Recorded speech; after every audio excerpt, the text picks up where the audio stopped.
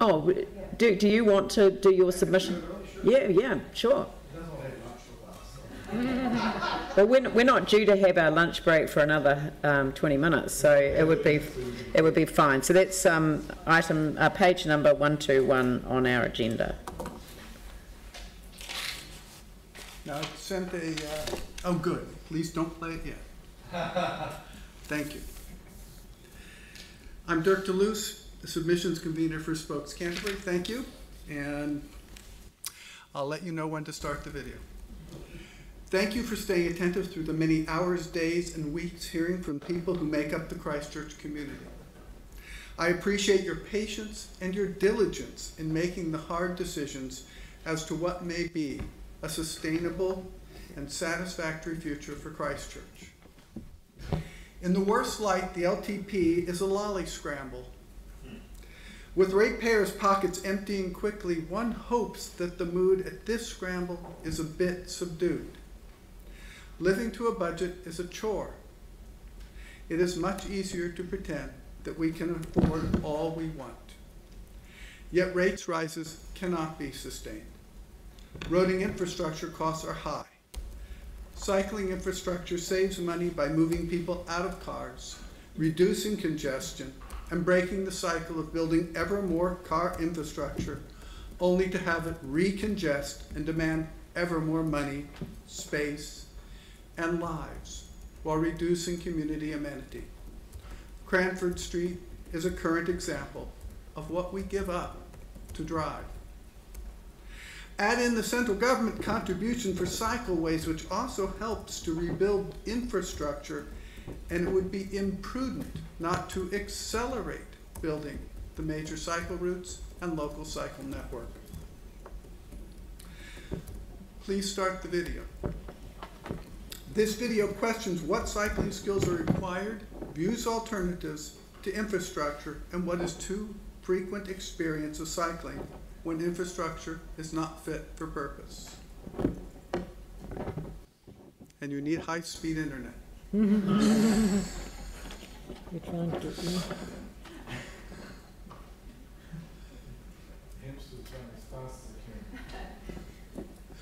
If you would like, I can provide a USB with this video on it.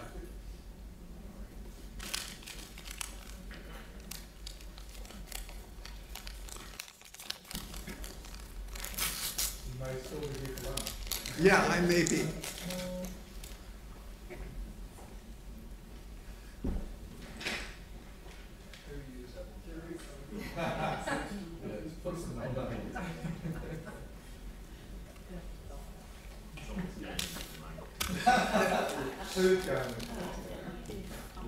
So this is what staff do.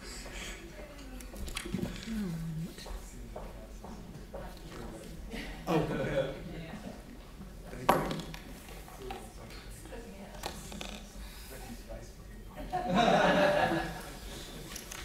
And thank you for driving. Wait till this comes up.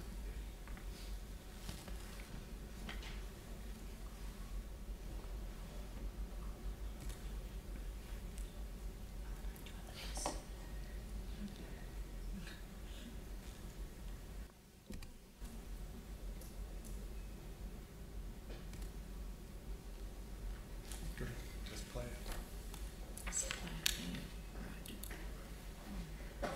Oh. Is that working? That's right.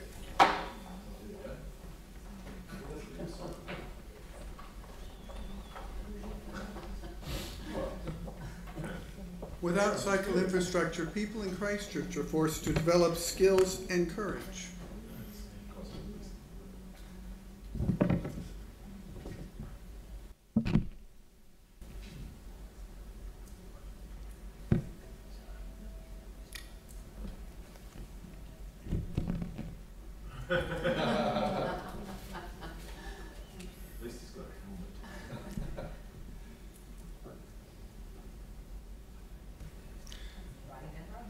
So we don't need to have cycle infrastructure, but it probably won't help to attract the 8 to 80-year-old interested but concerned riders.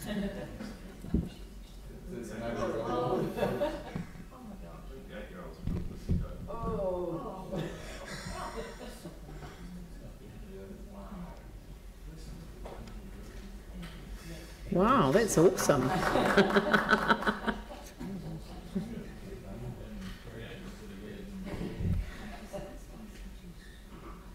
This is why Spokes consistently asks for at least 2-meter wide cycle lanes and better enforcement.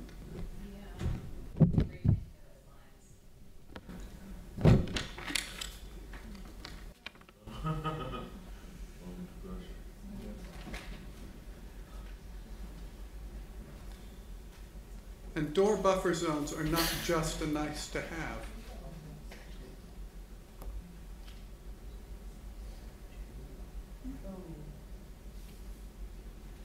Education, promotion, and enforcement are a necessary part of helping us all to make the culture change required if interested but concerned riders are to have true mode choice. Spokes appreciates that Council supports cycling infrastructure to avoid scenes like this one.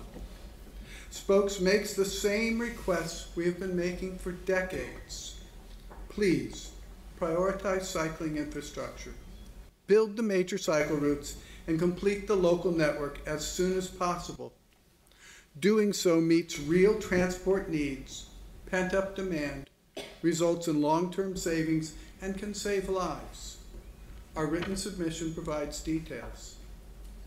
Spokes acknowledges that some people have to drive. Getting more of us on foot, bikes, and buses reduces the congestion, allowing those who must drive to do so more easily. Spokes ask Council to support a sustainable transport future. To reiterate, expand and accelerate delivery of all the major cycle routes and the local cycle network. Include funding for travel demand management, education, and promotion. Motivate the police to prioritize enforcement. Make well-designed cycling infrastructure a standard part of all transport projects, as is currently done with footpaths.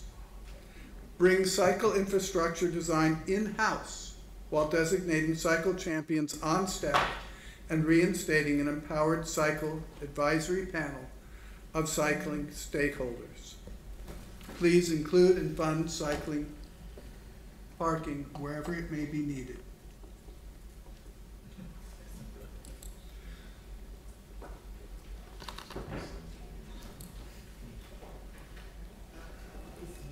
And that's it. Questions?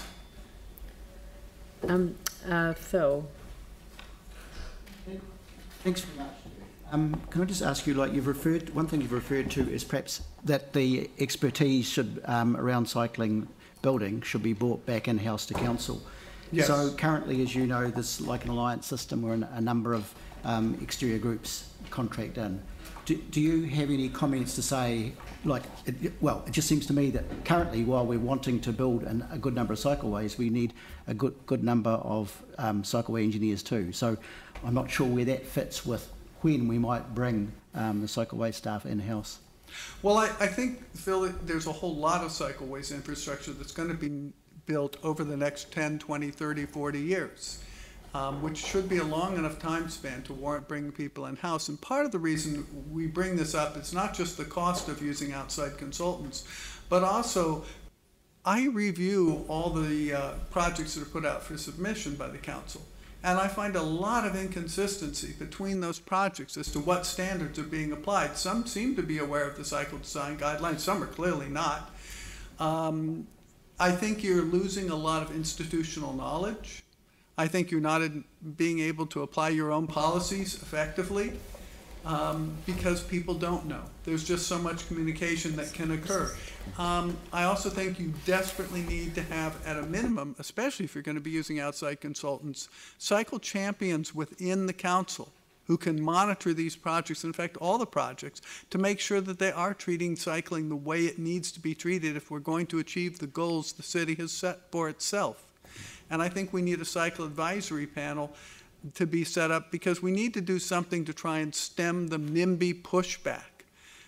Right now, I think people are operating with a lot of ignorance. I mean, we repeatedly hear people saying, well, cyclists don't pay anything to use the roads. And we can't rely on the local media to get that message out. They get out a different message altogether. And Thanks, what I'm Dirk. saying is Look, you need to be able to get that message out. Sorry, Phil. And your points around education and promotion, you refer to that high level for education for people. I'm just wondering, are you also including, like besides safety for cyclists, that there be education for drivers as well, so that in fact we've got cyclists, pedestrians and motorists all actually sharing the road and I guess understanding each other? Is that what you actually mean? Absolutely. Yeah. Absolutely. Thanks, Dirk. Okay.